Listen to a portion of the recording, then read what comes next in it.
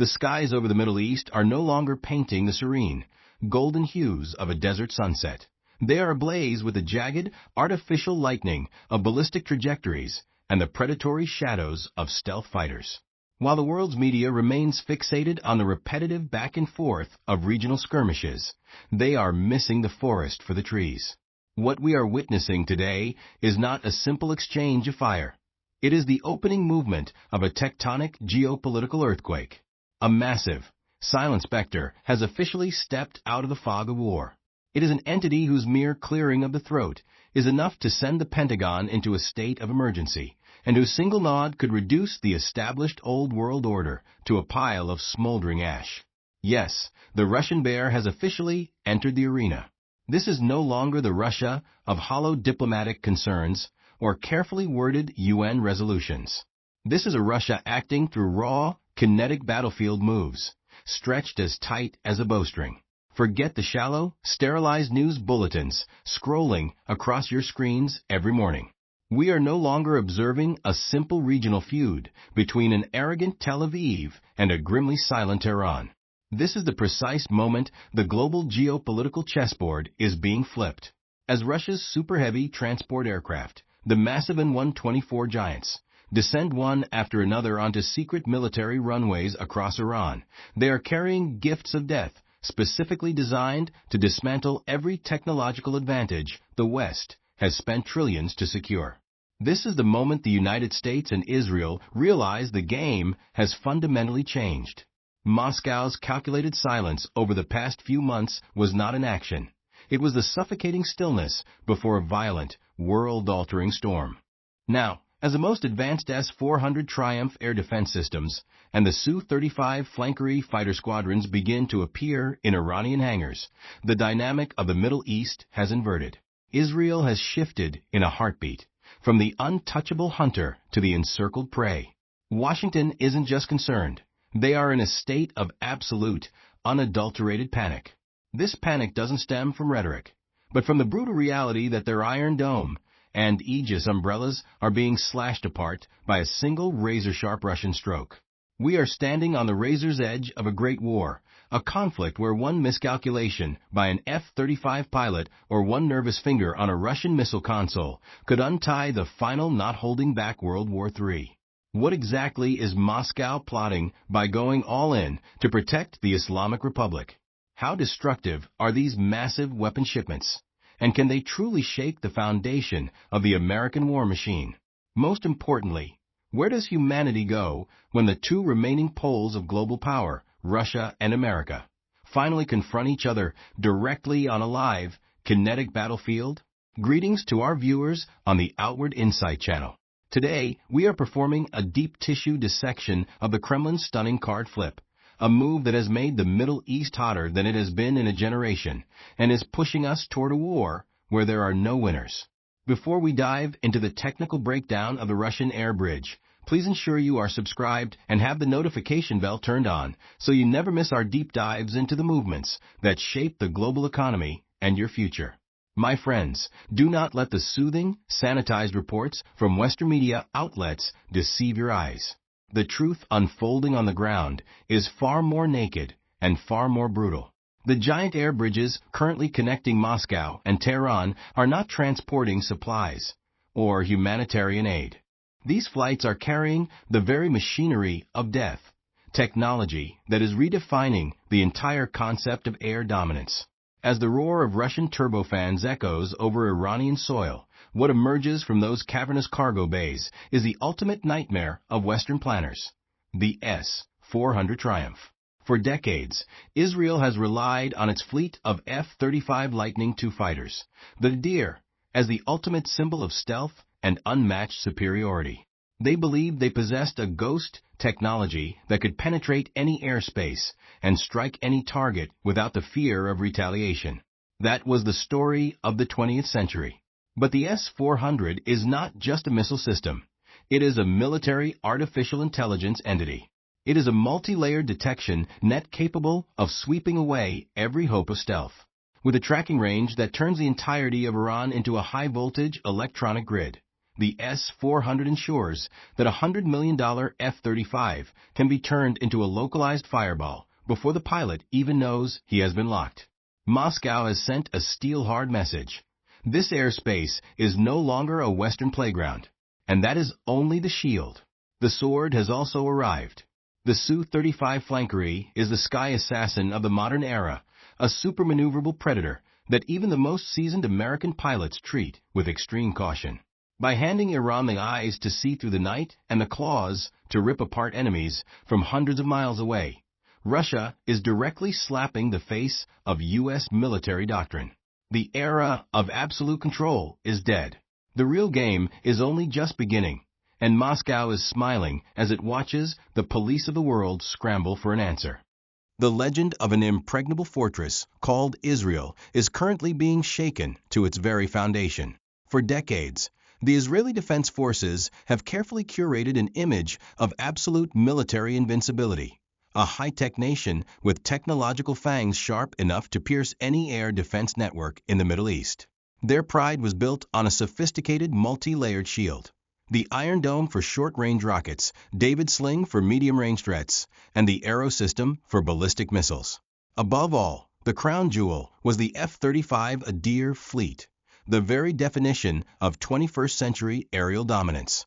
But all that glory is fading into the harsh light of a new reality. With the arrival of the Russian Su-35, Israel's Achilles heels are being exposed one by one, and the invincibility they once projected is being dismantled in real time. The greatest mistake made by the strategists in Tel Aviv and the hawks at the Pentagon was the sin of arrogance. They operated under the assumption that American stealth technology was a form of secular magic, an absolute invisibility cloak capable of blinding every radar system on the planet. But the world needs to wake up and look at the facts. When Russia deploys its long-range tracking radars and its most sophisticated electronic reconnaissance systems to Iranian soil, the stealth of the F-35 becomes a liability rather than an asset. Russian radar does not rely on simple visual reflection. It utilizes multiband wave spectrums and advanced signal processing capable of detecting the minute atmospheric disturbances caused by a stealth airframe. In years past, Israeli jets traversed the skies over Lebanon and Syria as casually as a weekend shopper. Those days are over. Now every time a Jewish fighter takes off, it is already appearing as a high-resolution blip on the monitoring screens of Russian officers stationed in Tehran. If we look deeper into the economic and battlefield equations, the panic spreading in the corridors of power becomes even more clear. Systems like the Iron Dome are masterpieces of engineering, but they carry a fatal flaw: cost and quantity. A single Israeli Tamir interceptor missile costs anywhere from $50,000 to $100,000. Conversely, the Iranian long-range ballistic missiles and suicide drones, now optimized by Russian guidance kits and satellite navigation, cost a mere fraction of that. Russia has lured Israel into a savage war of attrition. Tehran only needs to launch a swarm of inexpensive decoys alongside a handful of real missiles to completely overwhelm Israel's processing systems. When Tel Aviv's iron wallet runs dry and its stockpiles of interceptor missiles are exhausted, the steel sky will collapse. Israel is falling into the classic military trap of using exquisite weapons to fight cheap swarms, a trap designed by Russian masterminds with extraordinary sophistication. The real Achilles heel, however, is not just weaponry, it is geography. Israel is a nation without strategic depth. Every critical airbase, every desalination plant, every power station, and every technology hub in the Silicon Wadi is now within the striking distance of Russian-upgraded Iranian missile complexes. In the past, Iran struggled with precision. Today, with Russian specialized signal receivers, their margin of error is measured in meters, not kilometers. A direct strike on the military airports housing the F-35 fleet wouldn't just damage hardware. It would paralyze the entire Israeli Air Force before it even leaves the tarmac. The preemptive strike strategy that Israel has used for decades to intimidate its neighbors is now being turned against them. Under the guidance of Big Brother Moscow, Tehran is preparing a counterstrike on a scale that defies imagination. Washington's rushed deployment of the THAAD system, along with thousands of American boots on the ground, is not a show of strength. It is a formal admission of weakness. It proves that Israel's domestic defense network has reached its breaking point. America is being forced to patch up its ally with its own strategic reserves, knowing full well that THAAD and Patriot systems are also just lifeless masses of steel if Russia activates its heavy electronic warfare suites. One wave of a high-intensity electromagnetic pulse or a coordinated cyber assault on the command and control network could turn the multi-billion-dollar U.S.-Israel defense architecture into a heap of useless scrap metal in the desert. We are witnessing a complete reversal of the status quo. The hunter has become the prey. The skies of the Middle East are no longer a solo stage for the Star of David. Russia has erected an invisible yet impenetrable wall of fire around Iran. The game has shifted from a simple gunfight to a battle of brains, and in this high-stakes intellectual conflict, the Israeli military is running out of breath before the unpredictable fluidity of the Russian bear. If you look only at the official press statements radiating from the White House or the sanitized briefings at the Pentagon, you might believe that Donald Trump is still in total command, maintaining the calm, superior posture of a global hegemon. But strip away that glossy, high-definition diplomatic shell, and what remains inside is absolute, unadulterated panic. We are witnessing a strategic psychological shock that the American establishment hasn't experienced since the darkest days of the Cold War. The moment Big Brother Russia officially placed its heavy military assets onto the scales of the Middle East, all of Trump's bravado and his warnings about not testing American patience suddenly became as light as feathers. The roaring of the American lion now sounds like the hollow echoes of an aging predator that has lost its fangs to a pack of wolves protected by the Russian polar bear. Why is America in such a frenzy? Look at the frantic, almost desperate way the administration is rushing to deploy terminal high-altitude area defense, THAAD, systems and thousands of elite troops from the 82nd Airborne Division to Israel. This is not a calculated display of strength. It is a frantic, firefighting act. In American military doctrine, the deployment of THAAD is the final solution, a life-or-death last barrier activated only when an ally's local air defense networks, like the Iron Dome, have already been pierced or are on the verge of total collapse. Washington is being forced to drain its own strategic global stockpiles, pulling systems from South Korea and Romania, just to patch up an Israel that is visibly trembling before the specter of Russian-guided Iranian missiles. The very presence of THAAD on Israeli soil is a tacit admission that Tel Aviv's domestic shield has failed. If America doesn't turn itself into a literal living shield, its most critical outpost in the Middle East could be flattened in a matter of days. The tragedy for the Americans is that the deeper they step into this cauldron, the more they expose the gaping holes in their own global strategy. Washington is being torn apart by two brutal, competing pressures. On one side, it cannot abandon Israel, the symbol of Western influence and a cornerstone of American domestic politics. On the other side, the Pentagon is terrified of the prospect of a direct, kinetic confrontation with the Russian military on Iranian soil. Moscow has calculated this move with extraordinary cold-blooded cunning, pushing the United States into a no-win dilemma. If America strikes Iran to protect Israel, it will inevitably run into S-400 and Su-35 systems operated by Russian advisors. A direct clash between American and Russian personnel would be the irretrievable trigger for World War III, a nightmare scenario that even the fiercest hawks in Washington dare not imagine. While the American economy is proving to be as fragile as glass, the emptiness of Washington's warnings is being exposed by the fact that economic sanctions have completely lost their magic. For decades, the U.S. used the global financial system as a club to subdue stubborn nations. But once Russia and Iran joined hands to establish an independent payment architecture, the sharpest weapon in the U.S. arsenal turned into scrap paper. America shouts about unleashing hell with new sanctions, but Moscow responds only with a sneering smirk. The more sanctions are imposed, the more heavy cargo Russia sends to Tehran. The more pressure is applied, The tighter the Moscow-Tehran axis draws its geopolitical encirclement. Washington is helplessly watching its soft power melt away under the scorching heat of the Middle Eastern fire. Observe the confusion of the American carrier strike groups lingering offshore in the Mediterranean and the Red Sea. Those once mighty symbols of U.S. naval power have been transformed into massive, slow-moving targets.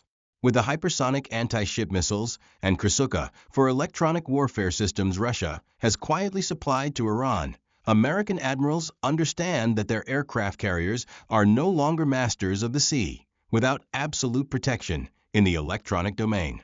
The fact that the U.S. Navy is keeping its carrier groups at a significant distance, not daring to move within range of the Iranian coast, is the clearest evidence of fear.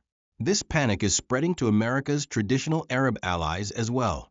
They see a Washington that is running out of breath, an aging empire no longer capable of protecting itself, let alone its partners.